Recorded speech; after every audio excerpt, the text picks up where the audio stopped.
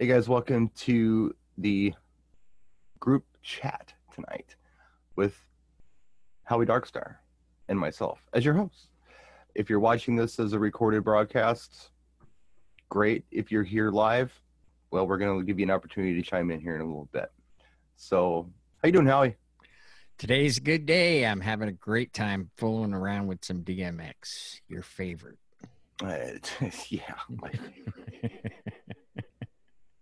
We can talk about that a little later on in the show, but what I wanted to open the show with today was something that I made a Facebook post about this week, and I did a video on it, and I didn't like it. I think I just kept leaving things out, and I thought, you know what, maybe this is best suited for a DJNTV broadcast. So what I want to talk about today, Howie, if you don't mind, are those events that we do where it's a non-dancing type of party. Mm-hmm. You ever have those? Oh, good Lord. And I say good Lord because it's usually the Church? Baptist and the religious people that are, yeah. Well, Okay. I grew up Baptist.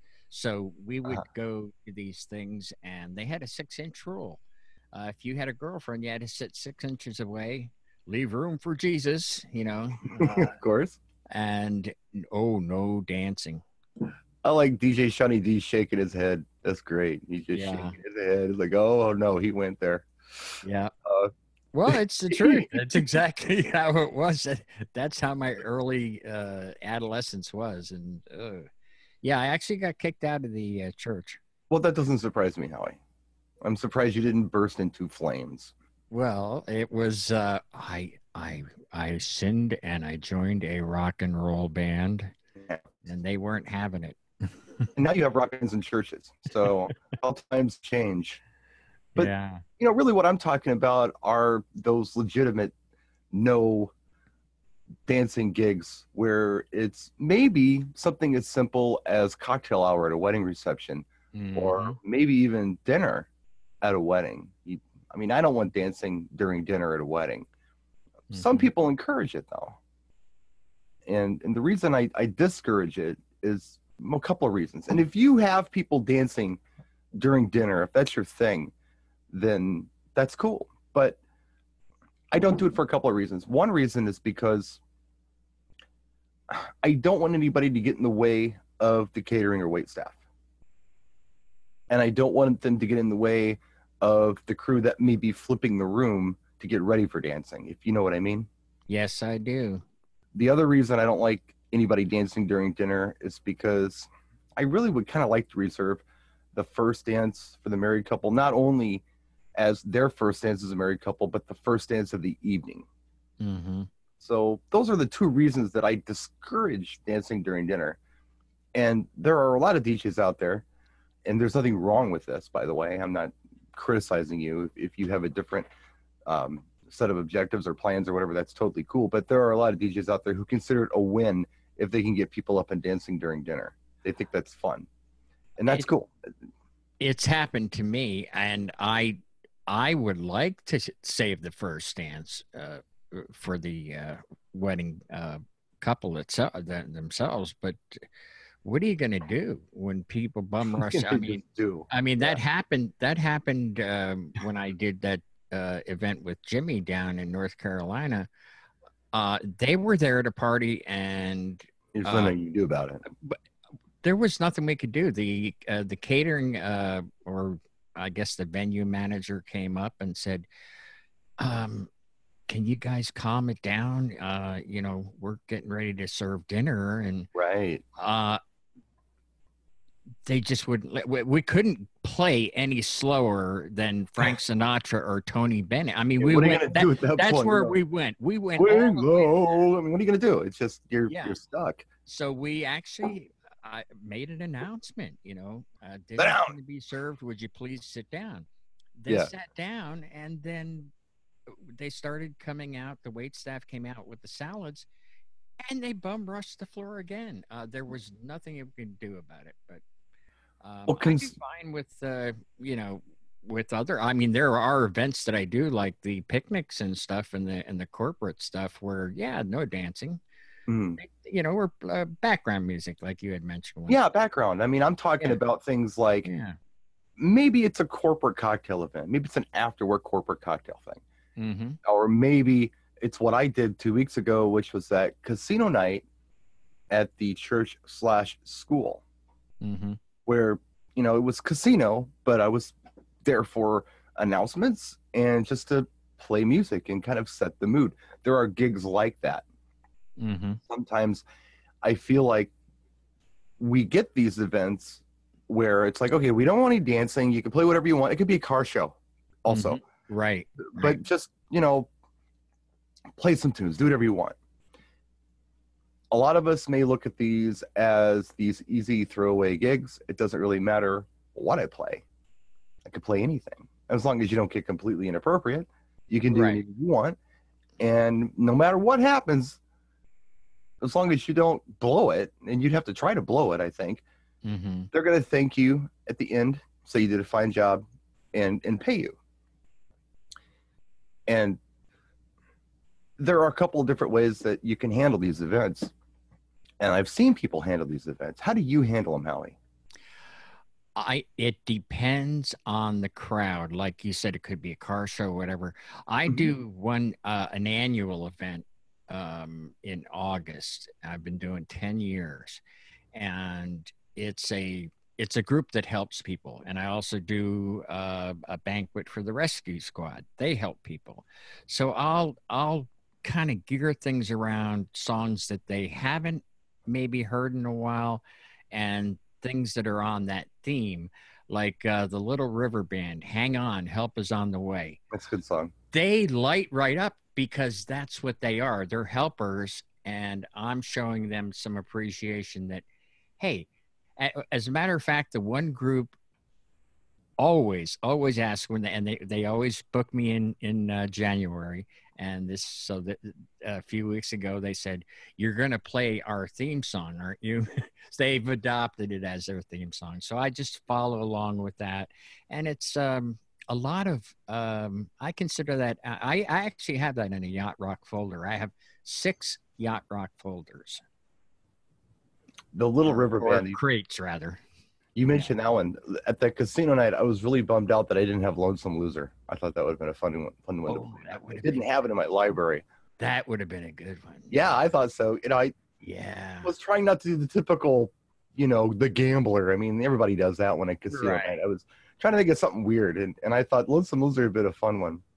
Yeah. We should do Poker Face. That was by request. Or you could have done Fooled Around and Fell in Love, you know. Or there's a lot of songs. I mean, that one's a little down tempo, but yeah, because and that's what I wanted to get at.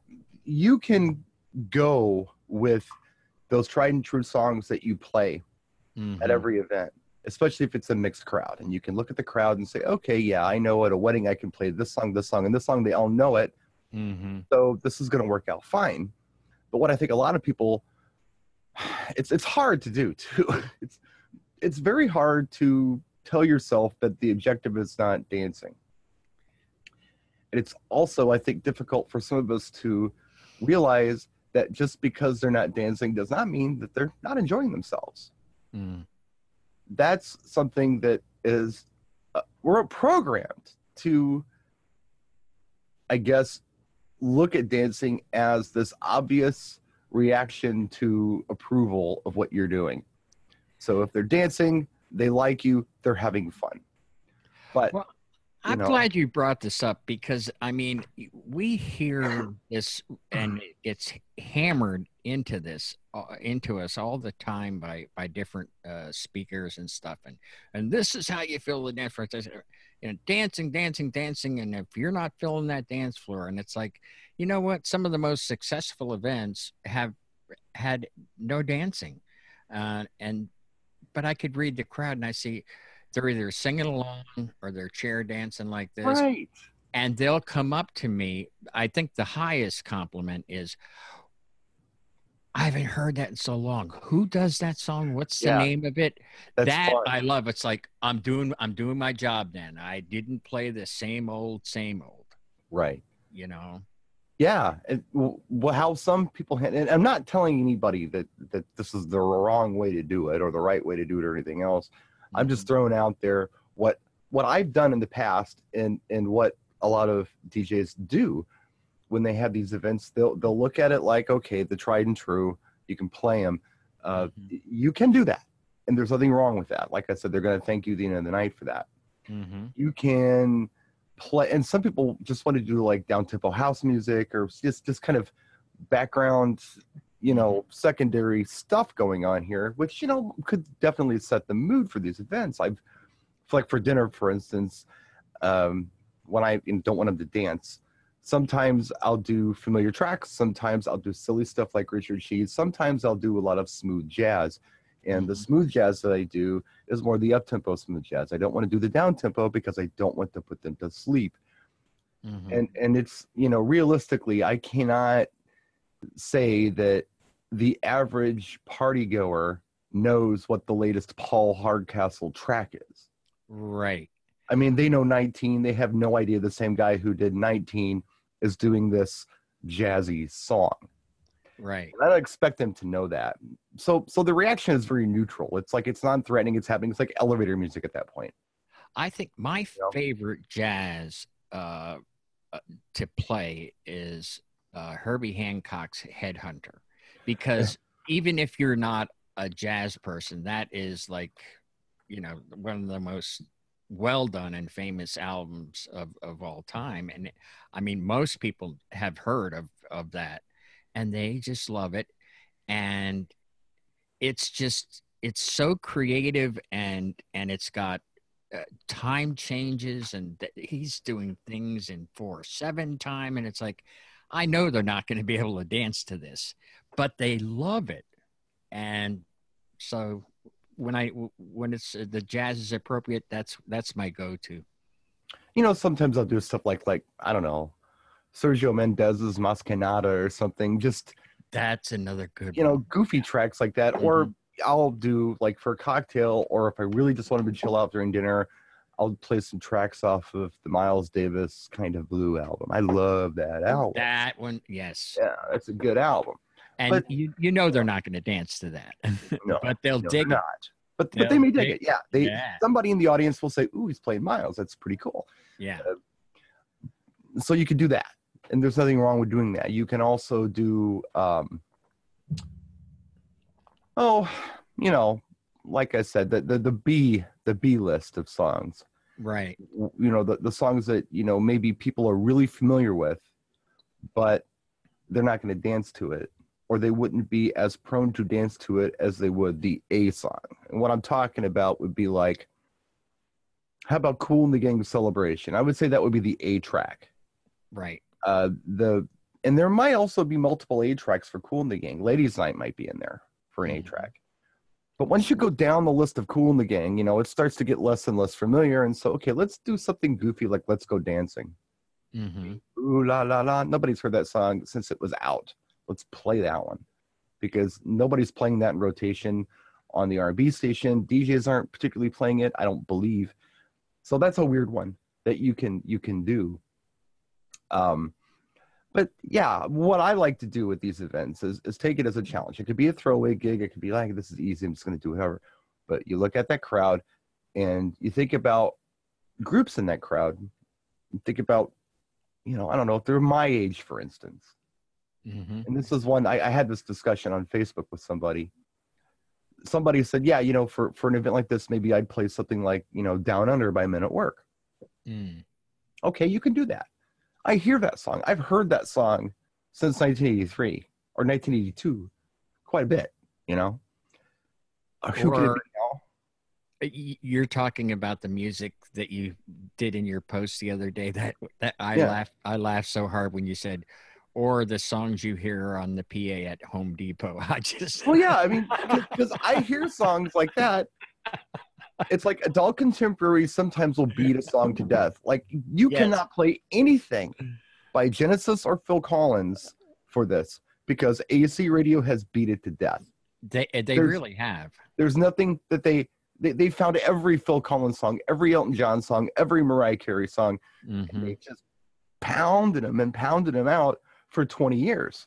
There's nothing you can do, or 30 years. There's nothing you can find. I don't think there's anything left that you can play that's kind of like, oh, well, that's weird because we've heard them all. But with an artist like Men at Work, they had some, you got A list, B list, C list. You go all the way down, you get to like the F list. What about It's a Mistake?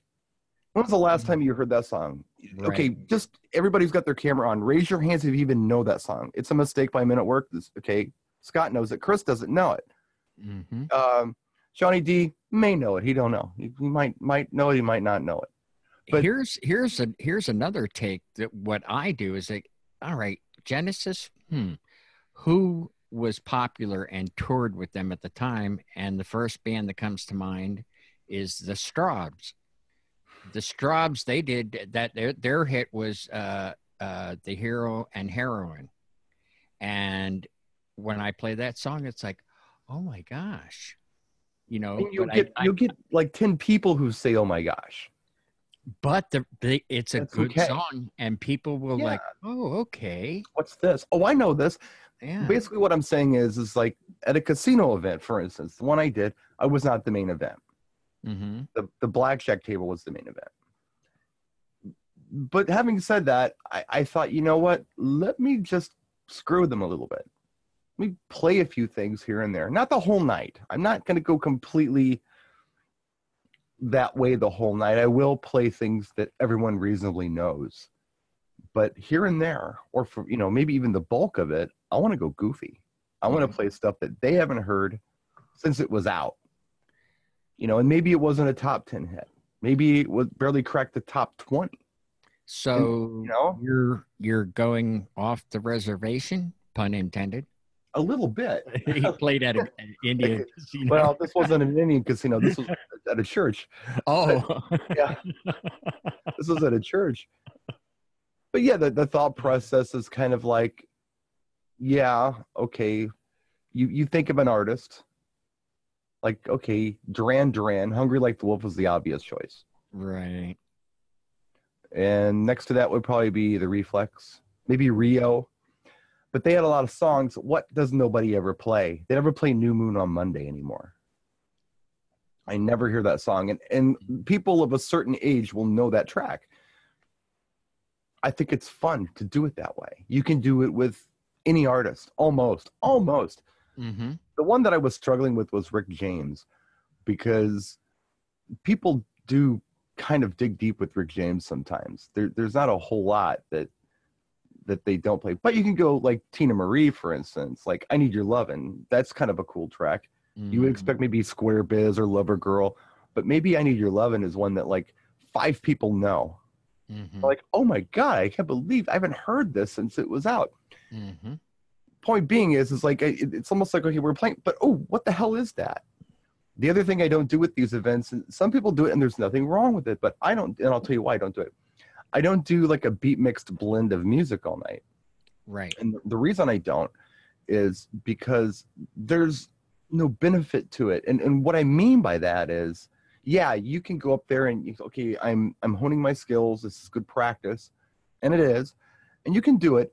But typically when people are beat mixing on a dance, like when I'm beat mixing at an event, the reason I beat mix isn't to say, hey, look at me. The reason I beat mix is to keep a continuous flow going where people don't particularly notice that something has changed. So I'm going from one song to the next, and as they're dancing, there's no like audio cue that says, okay, this is over, you can sit down now, because it just keeps going. And it goes to the next. Where when you're just playing songs almost radio style, there's an abrupt end and beginning, not dead air, but something's changed. Dropping it on the one then, and they're like, oh, what is the name of that song? But I like this though. When something changes, people notice it. Yes. If the light behind me, over a 5-minute period of time went from white to blue, some people in the room may not even know that it went from white to blue. They might not even notice it. But if all of a sudden I just turn this light off and turn on a blue light immediately, whoa, what was that? So they take notice. So that's why I don't like beat meshing at these events. If you do, that's cool. Again, I'm trying to get their attention a little bit. I mean, subliminally, I don't want to take their attention away from what they're doing, but if they're not doing anything, or they just kind of, wow, what is that? I don't know. I think it's fun to throw those tracks out there. And this is very much a music geek thing. If you're not a music person, this probably isn't for you. But if you are a music person, this is fun.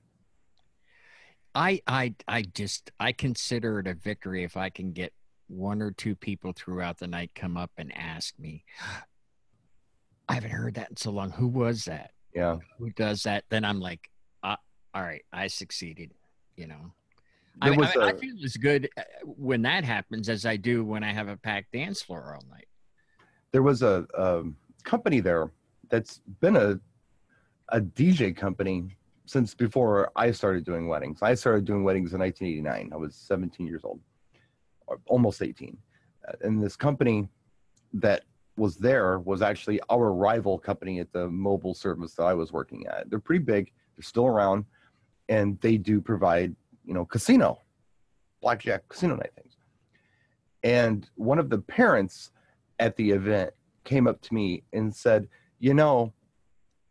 I really enjoyed your mix tonight. In fact, the dealer said this is the best casino music, the best mix for casinos they've heard. And that was a nice compliment. Because they're probably like the Home Depot workers hearing that same loop over and over again and starting to hate this stuff. Well, yeah, and they're primarily probably working with their own people. They may, but it's like at a car show, right? Because when I go to a car show, and it's a good idea. It's a really good idea to look at the cars that are there, and say that's a '55 Chevy in 1955. Bill Haley, Rock Around the Clock. So we're going to play that song. That's cool. That's a 65 Impala. So, let's play a song from 65 from the Beatles. That's cool. But the other thing that you can do at these car shows is look at the attendance and figure out, wow, maybe they own these cars. Or maybe they remember seeing these cars in the 70s or 80s. Mm-hmm. Maybe they owned them. Maybe they drove them. My brother had a 55 Chevy in the 70s. He was not listening to Rock Around the Clock. He was listening to Van Halen and Peter Frampton and Boston and Foghat. So those are the songs that I want to throw out for them, because that's going to trigger their memory. Or, Bob Seger even.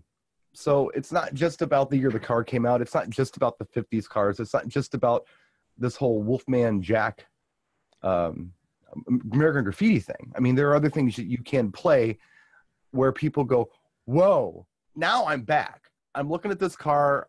I'm hearing Show Me the Way by Peter Frampton or Night Moves by Bob Seger. And I'm 18 again, and I'm on the strip and I'm driving my whatever, so I don't know. That's the kind of stuff that I enjoy doing. I do the same thing with when I do the bike shows. I mean, it's like, no, I'm sorry, I'm not playing Born to Be Wild. No, you can. I mean, I could, but I mean, it's been beaten to death at these motorcycle shows. I look at the crowd and it's like, okay, who's there right now?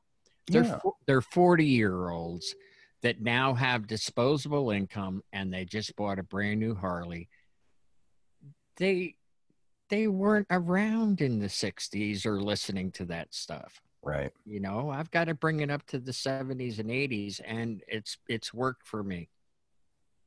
So before we end the broadcast portion of this, does anybody have anything that they would like to add? Almost like the caller thing. We're taking callers now. Oh, we have a caller on line 1. Who dat? Anybody? Nobody has anything to add to this?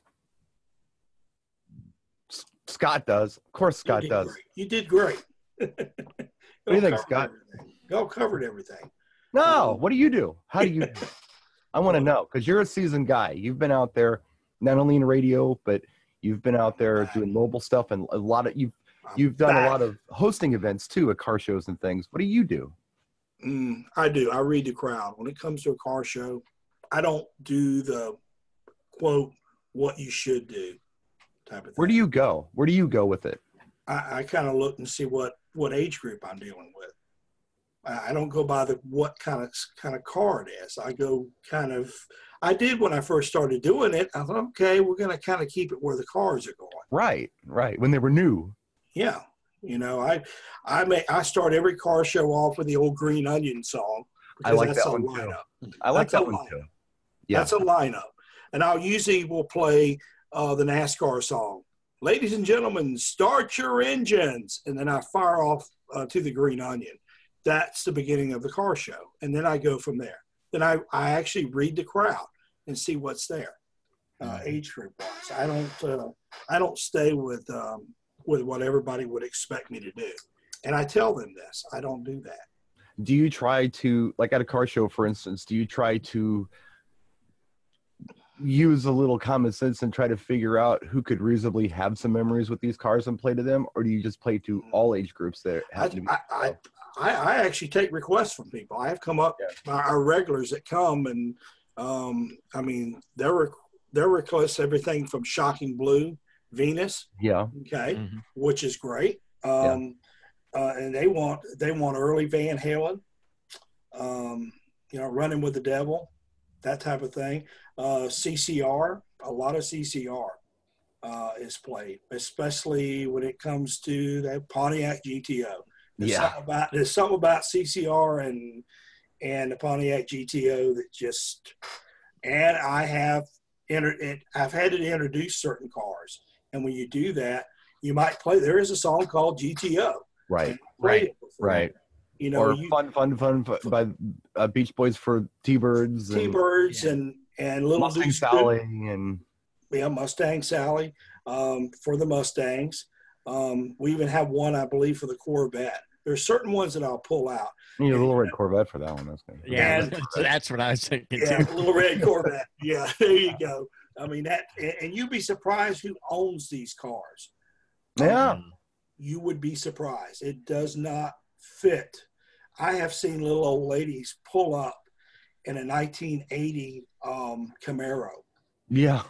86 Camaro, and this lady's probably in her late 50s, 60s, and this is a car she had in the 80s, and she reconditioned the entire car, and this is what she wanted. But it's not what you think. Everybody kind of thinks, well, these old timers tinkering with these cars. It's not. And, car shows are interesting because I feel like what happens a lot of times is that we're thinking kind of one-dimensional culturally on this stuff. And I'm guilty of it too, or I have been in the past. So what I've tried to do is kind of go left and right a little bit. What I mean by that is car culture, it quite frankly isn't just always just a bunch of white boys, right? So I like to think about the lowrider culture too, and think about what might be some really good Latin tunes to throw into these shows. And this could be, some of the classic cruising songs. This could be anything from William DeVaughn, Be Thankful for What You Got. This could be Steely Dan, Do It Again. It could be some Santana. It could be, that kind of stuff I want to throw in there too. And the R&B as well. Yeah. And not only from the 70s and 80s, not disco, not mind you. I threw Blue Oyster Cult, the Reaper. I played that. That's I mean, that's 70s. That's probably that's very my brother and his 55. But I think about guys like Mauro Luna, our friend Mauro. He was a lowrider in the 70s, and he talks about the tracks that he loved to drive to, and a lot of it's R&B, a lot of it's Jackson 5, a lot of it is Latino, a lot of it is rock, but it's all over the place, and those are the kind of things that I think about. I like to talk to these guys, find out who they are, kind of what they're into, and go that route instead of just kind of thinking one-dimensional on this. There are a lot of different car cultures out there, and to just hit one, it just seems irresponsible. And I started doing this actually when I was doing a car show at a Latin restaurant. It wasn't a Mexican restaurant, it was a Latin restaurant, because these folks were from Venezuela, so they were doing every Latin dish that they could, be it tropical or South American or Central American, and they said, we want to represent who we are, at this show as well. Not just, we want to definitely do the traditional car show thing, but we want lowriders here. And in fact, they were welcoming like tuners and things too. So we were all over the place on it, and it really got me thinking, it's more than just take this to heart. And both Brian and Howie, that music is in the background. You don't want it overbearing. So what happens a lot of times, I'm doing all these mentionings of this sponsor and that sponsor. That's why I get called back to do a lot of these car shows, because I'm there to MC a lot of the stuff. And so we've got from this group, this automotive group is here with us today. Just mentioning them off and on throughout the whole day. They'll come up and hand me stuff, and they'll want me to mention sponsorship. I almost feel like I'm back on the, back on the radio again. In fact, I am. I'm back on the airways. I just went on probably about 2 weeks ago on a 50,000 watt FM station. And my gut was like, oh my gosh. Here we go again. Here we go again. This reminds me of my earlier days when, at the band, we'd take a break and we would always say, and don't forget to tip your bartenders and waitresses. So now you have to mention, we're mentioning this sponsor and that sponsor. And this drink special, and the shots are coming around at this. And, but Scott brings up a really good point, and this is something else that it's an occupational hazard for some of us, where we really do feel like we're the star of the show all the time. And I try not to be. I think that's great. Sometimes you need to be the star of the show. Sometimes these people need to be entertained and brought up, but sometimes you're very secondary to what's happening. And the great example of this is something like these background music gigs. You don't want to take over. You don't want to steal the spotlight. You don't want to do that. So it's okay to bring volumes to listening levels. It's okay if you're not constantly engaging people or doing the whole thing I talked about before, where it was like, okay, it's a win if they start dancing. So that's what I want to do. Everything I can to make them dance. Maybe dancing is distracting at this point. That would not be the thing to do here. I've heard that happen. And it's okay to be put in a corner during those. I don't mind that. Yeah, I'll be the dark star in the corner. Just play the background music. You need a microphone? Come on up. You can make your announcement. Yeah. I love that. Yeah. I mean, when I went to a club, I loved the music, but really the reason I was there was usually for the girls. So that's the truth here. That was the whole premise. That was the whole premise of it. the music and the lights, that made just me feel cool and watch the cute girls dance, but it was about the girls, not about the music. It was about the girls. Yeah. Well, I mean, come on. Anybody, I've been asked that question. Why'd you get into rock and roll? Why'd you join a band? Girls. Anybody that says, because I love music, I think you're a liar. Well, maybe that's part of it. Yeah. The reason you're still doing it is because you love music. Yeah, exactly. You started doing it was because of the girls. Look, when you're 13 and, you're thinking about girls. Yeah. Well, guys, thank you so much. We're going to give this one to John to edit and do whatever he does with it to post it on YouTube. I hope that this helps somebody. I hope this was a good discussion. We'll continue this discussion live. If you're here live, stick around. If you're not, we're done. So that's it. Thank you, Howie. Thank you. We'll see you soon. Thank you, Scott. Everybody else in the room, we'll see you next time.